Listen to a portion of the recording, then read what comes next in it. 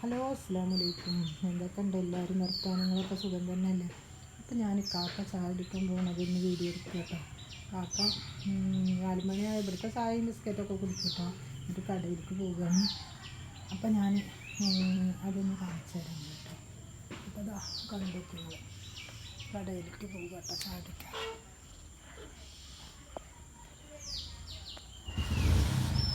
അപ്പോൾ അതാ കാക്ക പോകുന്നു ചായ കുടിക്കാനുണ്ട് കടയിലേക്കും. അപ്പം നിങ്ങളെല്ലാവരും ഒന്ന് കണ്ടേക്കിട്ടോ.